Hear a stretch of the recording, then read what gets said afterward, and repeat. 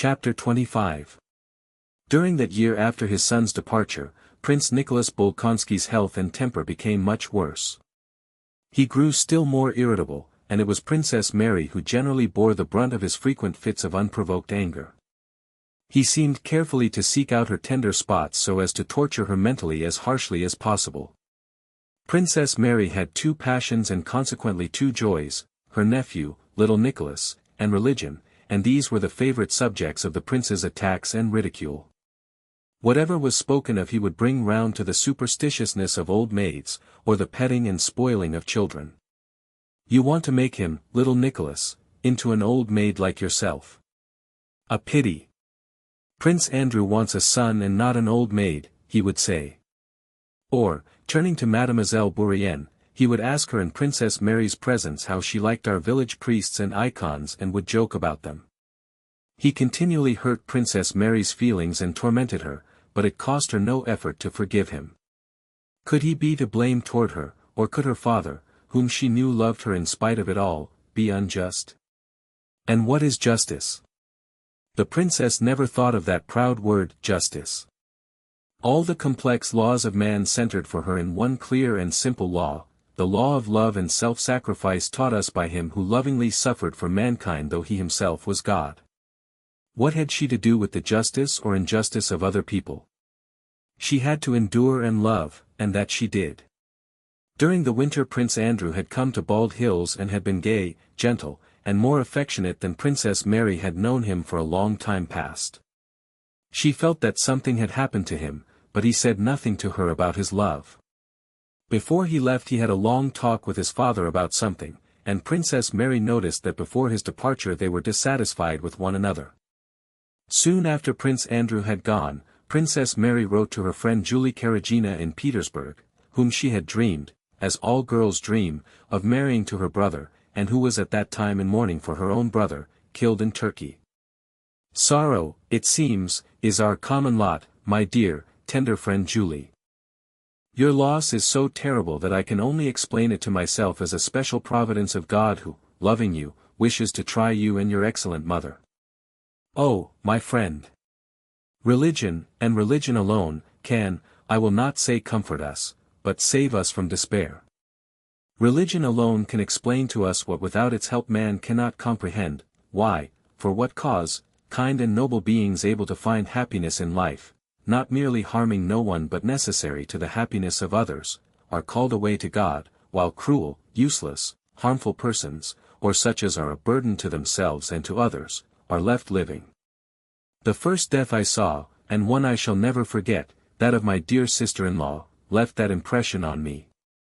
Just as you asked destiny why your splendid brother had to die, so I asked why that angel Lise, who not only never wronged anyone, but in whose soul there were never any unkind thoughts, had to die.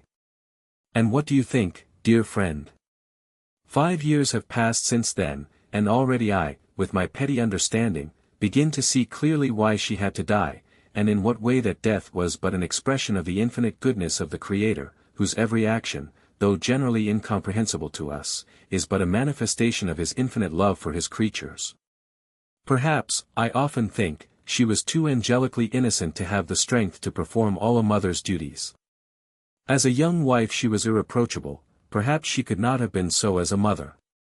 As it is, not only has she left us, and particularly Prince Andrew, with the purest regrets and memories, but probably she will there receive a place I dare not hope for myself. But not to speak of her alone, that early and terrible death has had the most beneficent influence on me and on my brother in spite of all our grief.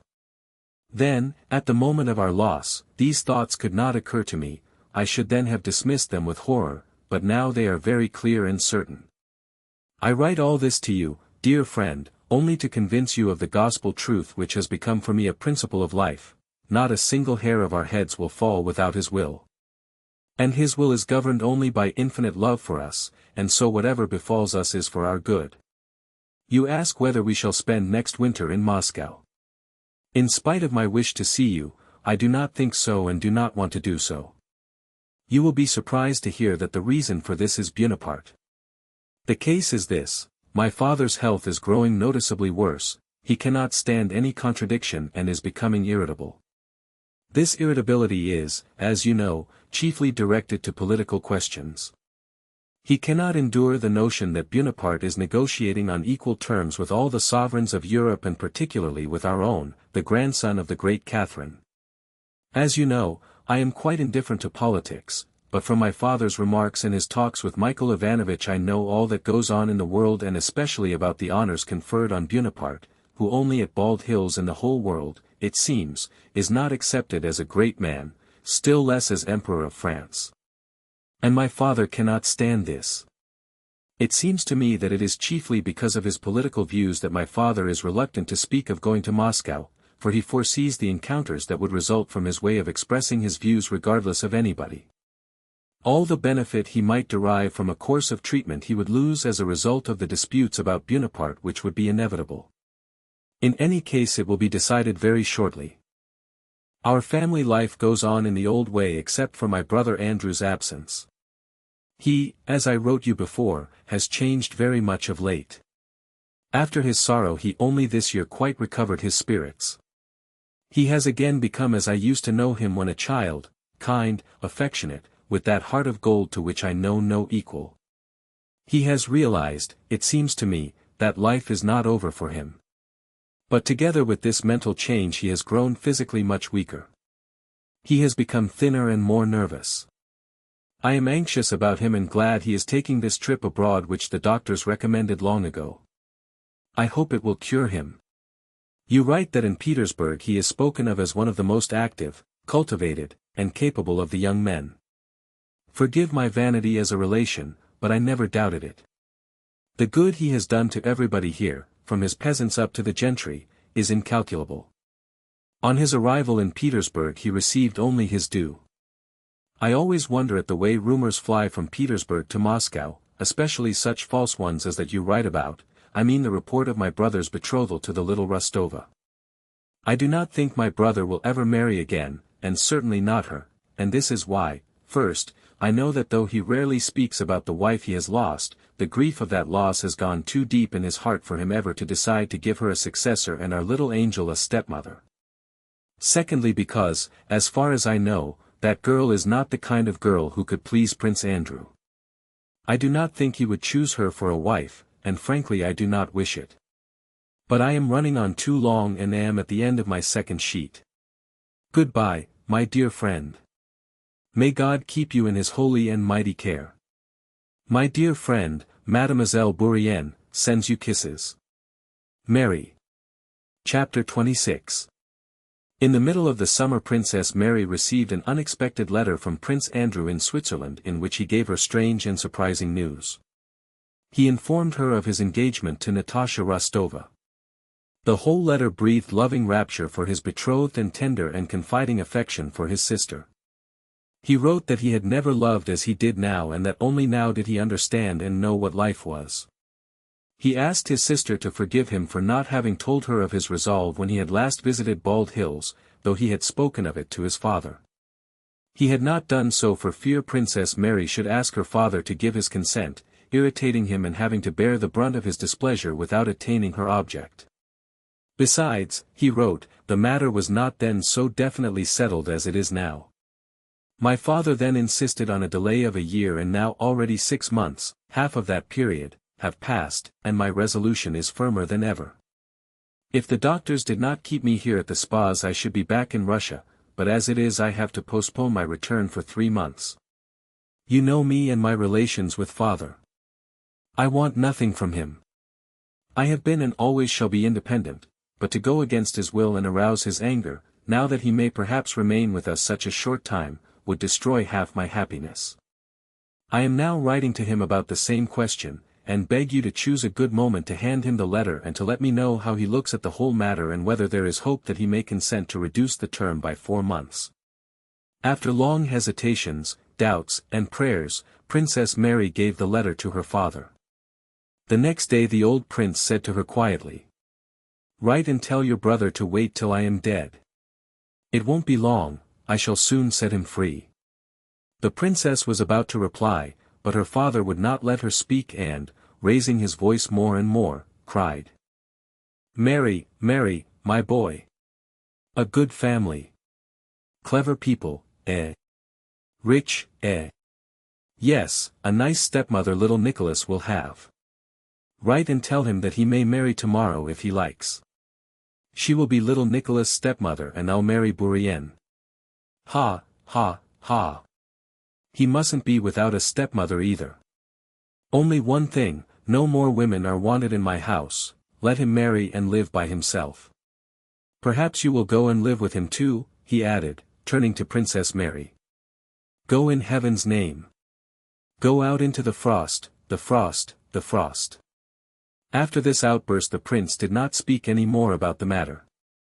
But repressed vexation at his son's poor-spirited behavior found expression in his treatment of his daughter.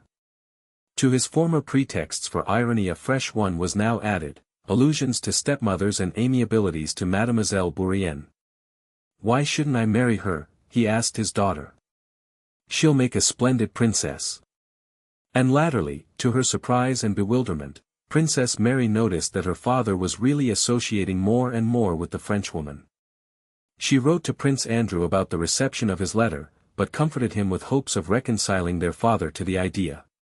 Little Nicholas and his education, her brother Andrew, and religion were Princess Mary's joys and consolations, but besides that, since everyone must have personal hopes, Princess Mary in the profoundest depths of her heart had a hidden dream and hope that supplied the chief consolation of her life. This comforting dream and hope were given her by God's folk, the half-witted and other pilgrims who visited her without the prince's knowledge. The longer she lived, the more experience and observation she had of life, the greater was her wonder at the short-sightedness of men who seek enjoyment and happiness here on earth, toiling, suffering, struggling, and harming one another, to obtain that impossible, visionary, sinful happiness. Prince Andrew had loved his wife, she died, but that was not enough, he wanted to bind his happiness to another woman. Her father objected to this because he wanted a more distinguished and wealthier match for Andrew. And they all struggled and suffered and tormented one another and injured their souls, their eternal souls, for the attainment of benefits which endure but for an instant. Not only do we know this ourselves, but Christ, the Son of God, came down to earth and told us that this life is but for a moment and is a probation, yet we cling to it and think to find happiness in it. How is it that no one realizes this, thought Princess Mary. No one except these despised God's folk who, wallet on back, come to me by the back door, afraid of being seen by the prince, not for fear of ill usage by him but for fear of causing him to sin. To leave family, home, and all the cares of worldly welfare, in order without clinging to anything to wander in hempen rags from place to place under an assumed name, doing no one any harm but praying for all, for those who drive one away as well as for those who protect one, higher than that life and truth there is no life or truth. There was one pilgrim, a quiet pockmarked little woman of 50 called Theodosia, who for over 30 years had gone about barefoot and worn heavy chains. Princess Mary was particularly fond of her. Once, when in a room with a lamp dimly lit before the icon Theodosia was talking of her life, the thought that Theodosia alone had found the true path of life suddenly came to Princess Mary with such force that she resolved to become a pilgrim herself. When Theodosia had gone to sleep Princess Mary thought about this for a long time, and at last made up her mind that, strange as it might seem, she must go on a pilgrimage. She disclosed this thought to no one but to her confessor, Father Akinfi, the monk, and he approved of her intention. Under guise of a present for the pilgrims, Princess Mary prepared a pilgrim's complete costume for herself, a coarse smock, bast shoes, a rough coat, and a black kerchief. Often, approaching the chest of drawers containing this secret treasure, Princess Mary paused, uncertain whether the time had not already come to put her project into execution. Often, listening to the pilgrims' tales, she was so stimulated by their simple speech, mechanical to them but to her so full of deep meaning, that several times she was on the point of abandoning everything and running away from home. In imagination she already pictured herself by Theodosia's side, dressed in coarse rags, walking with a staff, a wallet on her back, along the dusty road, directing her wanderings from one saint's shrine to another, free from envy, earthly love, or desire, and reaching at last the place where there is no more sorrow or sighing, but eternal joy and bliss. I shall come to a place and pray there, and before having time to get used to it or getting to love it, I shall go farther. I will go on till my legs fail, and I'll lie down and die somewhere, and shall at last reach that eternal, quiet haven, where there is neither sorrow nor sighing, thought Princess Mary. But afterwards, when she saw her father and especially little Coco, Nicholas, her resolve weakened. She wept quietly, and felt that she was a sinner who loved her father and little nephew more than God. Book 7, 1810-11. Chapter 1. The Bible legend tells us that the absence of labor, idleness, was a condition of the first man's blessedness before the fall. Fallen man has retained a love of idleness, but the curse weighs on the race not only because we have to seek our bread in the sweat of our brows, but because our moral nature is such that we cannot be both idle and at ease. An inner voice tells us we are in the wrong if we are idle. If man could find a state in which he felt that though idle he was fulfilling his duty, he would have found one of the conditions of man's primitive blessedness. And such a state of obligatory and irreproachable idleness is the lot of a whole class, the military. The chief attraction of military service has consisted and will consist in this compulsory and irreproachable idleness. Nicholas Rostov experienced this blissful condition to the full when, after 1807, he continued to serve in the Pavlograd regiment, in which he already commanded the squadron he had taken over from Denisov. Rostov had become a bluff, good-natured fellow, whom his Moscow acquaintances would have considered rather bad form, but who was liked and respected by his comrades, subordinates, and superiors, and was well contented with his life. Of late, in 1809, he found in letters from home more frequent complaints from his mother that their affairs were falling into greater and greater disorder, and that it was time for him to come back to gladden and comfort his old parents. Reading these letters, Nicholas felt a dread of their wanting to take him away from surroundings in which, protected from all the entanglements of life, he was living so calmly and quietly. He felt that sooner or later he would have to re-enter that whirlpool of life, with its embarrassments and affairs to be straightened out, its accounts with stewards, quarrels, and intrigues, its ties, society, and with Sonia's love and his promise to her. It was all dreadfully difficult and complicated, and he replied to his mother in cold, formal letters in French, beginning, "My dear mamma," and ending, "Your obedient son," which said nothing of when he would return. In 1810 he received letters from his parents, in which they told him of Natasha's engagement to Bolkonsky, and that the wedding would be in a year's time because the old prince made difficulties. This letter grieved and mortified Nicholas. In the first place he was sorry that Natasha, for whom he cared more than for anyone else in the family, should be lost to the home, and secondly, from his hussar point of view, he regretted not to have been there to show that fellow Bolkonsky that connection with him was no such great honor after all, and that if he loved Natasha he might dispense with permission from his dotard father. For a moment he hesitated whether he should not apply for leave in order to see Natasha before she was married, but then came the maneuvers, and considerations about Sonia and about the confusion of their affairs, and Nicholas again put it off. But in the spring of that year, he received a letter from his mother, written without his father's knowledge, and that letter persuaded him to return. She wrote that if he did not come and take matters in hand, their whole property would be sold by auction and they would all have to go begging. The count was so weak, and trusted Mitenka so much, and was so good-natured, that everybody took advantage of him and things were going from bad to worse. "For God's sake, I implore you, come at once if you do not wish to make me and the whole family wretched," wrote the countess. This letter touched Nicholas. He had that common sense of a matter-of-fact man which showed him what he ought to do. The right thing now was, if not to retire from the service, at any rate to go home on leave. Why he had to go he did not know, but after his after-dinner nap he gave orders to saddle Mars, an extremely vicious grey stallion that had not been ridden for a long time, and when he returned with the horse all in a lather, he informed Lavrushka, Denisov's servant who had remained with him, and his comrades who turned up in the evening that he was applying for leave and was going home. Difficult and strange as it was for him to reflect that he would go away without having heard from the staff, and this interested him extremely, whether he was promoted to a captaincy or would receive the Order of Saint and for the last maneuvers, strange as it was to think that he would go away without having sold his 3 roans to the Polish Count Golikovsky, who was bargaining for the horses Rostov had bet he would sell for 2,000 rubles, incomprehensible as it seemed at the ball. The hussars were giving in honor of the Polish Mademoiselle Przazdziecka, out of rivalry to the Ulan who had given one in honor of their Polish Mademoiselle Borzaszowska, would take place without him, he knew he must go away from this good, bright world to somewhere where everything was stupid and confused. A week later he obtained his leave.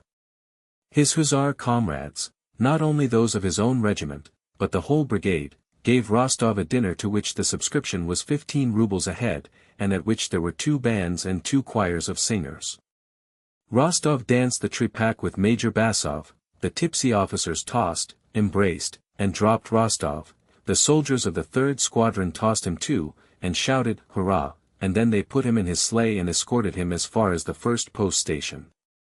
During the first half of the journey, from Kremenchuk to Kiev, all Rostov's thoughts, as is usual in such cases, were behind him, with the squadron, but when he had gone more than halfway he began to forget his 3 roans and Dozhoyevko, his quartermaster, and to wonder anxiously how things would be at Otradno and what he would find there.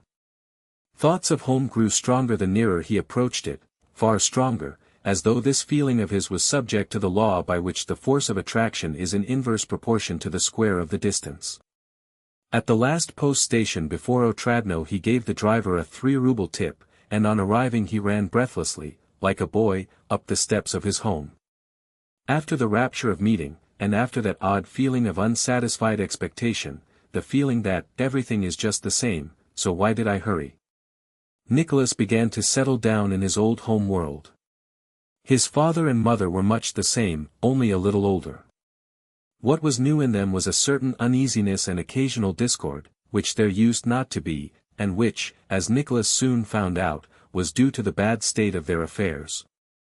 Sonia was nearly 20, she had stopped growing prettier and promised nothing more than she was already, but that was enough. She exhaled happiness and love from the time Nicholas returned, and the faithful, unalterable love of this girl had a gladdening effect on him. Petya and Natasha surprised Nicholas most. Petya was a big handsome boy of 13, merry, witty, and mischievous, with a voice that was already breaking. As for Natasha, for a long while Nicholas wondered and laughed whenever he looked at her. "You're not the same at all," he said. "How? Am I uglier?" "On the contrary, but what dignity! A princess," he whispered to her. "Yes, yes, yes," cried Natasha, joyfully. She told him about her romance with Prince Andrew and of his visit to Otradno and showed him his last letter. "Well, are you glad?" Natasha asked. "I am so tranquil and happy now." "Very glad," answered Nicholas. "He is an excellent fellow." "And are you very much in love?" "How shall I put it?" replied Natasha. "I was in love with Boris, with my teacher, and with Denisov, but this is quite different. I feel at peace and settled. I know that no better man than he exists, and I am calm and contented now. Not at all as before." Nicholas expressed his disapproval of the postponement of the marriage for a year, but Natasha attacked her brother with exasperation, proving to him that it could not be otherwise, and that it would be a bad thing to enter a family against the father's will, and that she herself wished it so. "You don't at all understand," she said. Nicholas was silent and agreed with her. Her brother often wondered as he looked at her. She did not seem at all like a girl in love and parted from her affianced husband. She was even-tempered and calm and quite as cheerful as of old. This amazed Nicholas and even made him regard Bolkonsky's courtship skeptically. He could not believe that her fate was sealed, especially as he had not seen her with Prince Andrew. It always seemed to him that there was something not quite right about this intended marriage. Why this delay? Why no betrothal, he thought. Once, when he had touched on this topic with his mother, he discovered, to his surprise and somewhat to his satisfaction, that in the depth of her soul she too had doubts about this marriage. "You see he writes," said she, showing her son a letter of Prince Andrew's, with that latent grudge a mother always has in regard to a daughter's future married happiness, "he writes that he won't come before December. What can be keeping him? Illness, probably. His health is very delicate. Don't tell Natasha. And don't attach importance to her being so bright, that's because she's living through the last days of her girlhood, but I know what she is like every time we receive a letter from him. However, God grant that everything turns out well. She always ended with these words. He is an excellent man.